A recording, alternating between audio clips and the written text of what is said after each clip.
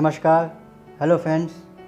मैं आपका सलाहकार, दोस्त, मेंटर, गाइड, जिस भी रूप में आप लेना पसंद करें आप मुझे पसंद कर सकते हैं। इन्वेस्टमेंट फ़िलॉसफी में आपका बहुत बहुत स्वागत है।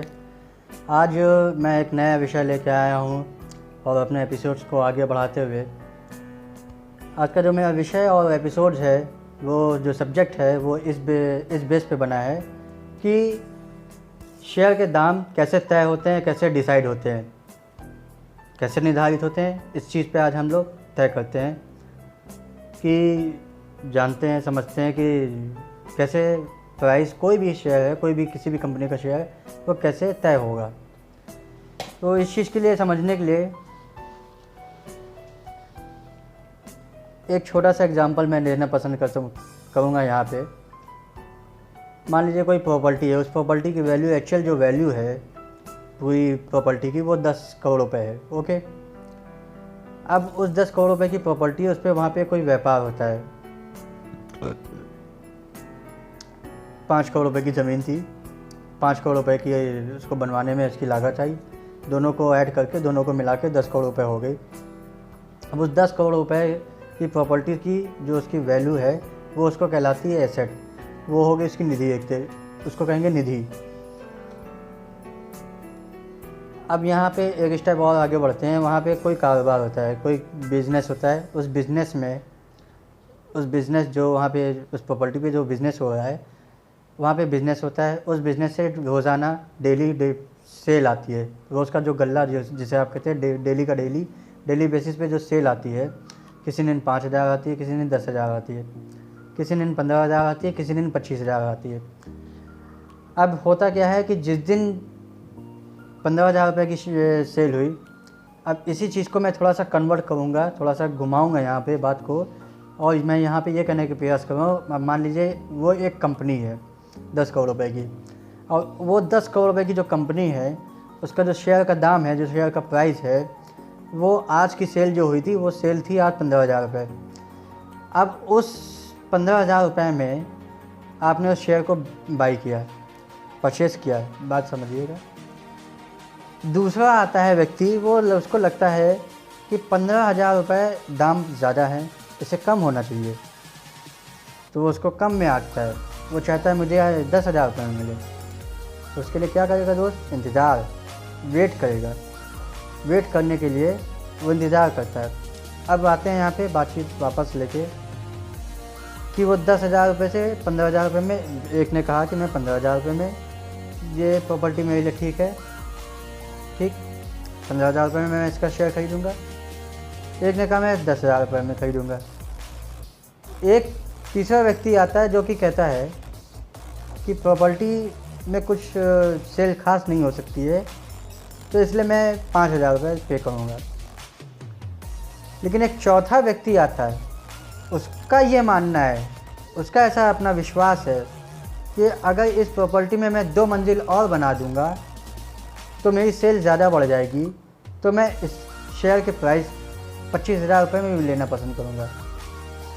अब देखिए, 4 व्यक्ति अलग अलग, लेकिन चारों की अपनी मनोस्थिति अलग अलग, चारों के सोचने का तरीका अलग अलग, चारों का विजन अलग अलग, सब कुछ अलग अलग है। वो इसलिए है क्योंकि एक व्यक्ति की एक जैसी सोच दूसरे में नहीं हो सकती है, और दूसरे के तीसरे, और तीसरे के चौथे में नहीं हो सकती है। ये बात को आप ध्यान रखिए। वो उसका कारण ये है कि अगर 10 सर हैं, 10 हेड हैं, तो 10 हेड के 10 अलग अलग तरीके के सोचने के तरीके हैं, और समझने का अलग अलग विवेक है, अलग अलग समझ है, और अपनी अलग अलग उसमें ज्ञान है। अब इस ज्ञान का वो कितना सदुपयोग करता है, दुरुपयोग करता है, ये उसके अपने खुद की रिसर्च के ऊपर होता है। जब स्टॉक मार्केट में इस चीज़ को हम लोग समझते हैं कि स्टॉक मार्केट में जब वो रिसर्च करता है, तो ये उसकी अपनी एनालाइज क्या कहती है कि वो क्या बिज़नेस को देख रहा है। अब जिस प्रकार से वो बिज़नेस को देख रहा होता है, उस हिसाब से उसके विजन होते हैं,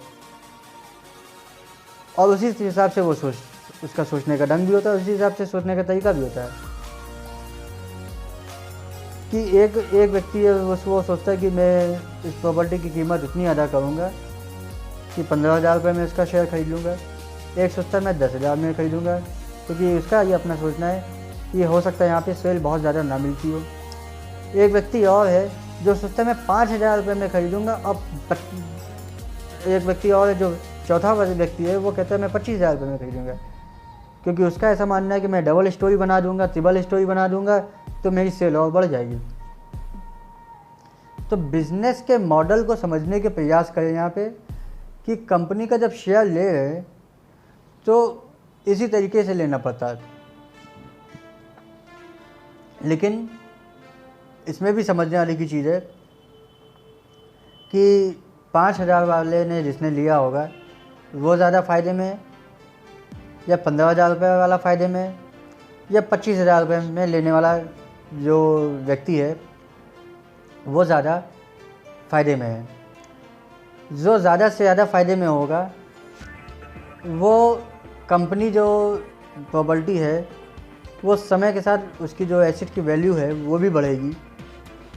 1 साल बाद हो सकता है वो 10% बढ़ जाए तो वो 11 करोड़ रुपए की हो जाएगी, और 10 साल बाद हो सकता है वो 100 करोड़ रुपए की हो जाए। इस प्रकार से उस कंपनी की जो वैल्यू है वो भी बढ़ती है, उसके शेयर के दाम भी बढ़ते हैं, प्राइस भी बढ़ते हैं, और इसी तरीके से चीज़ें स्टॉक मार्केट में काम होता है। तो दोस्तों आज ये छोटा सा एक वीडियो था आप लोग के लिए,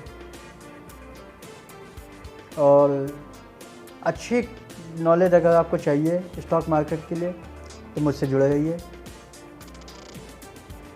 मैं आपके लिए और अच्छी वीडियोस लेके आने का प्रयास करूँगा, और मेरे चैनल को सब्सक्राइब करिए, बेल आइकन का बटन दबाइए, वीडियो को अच्छे लगे शेयर कीजिए।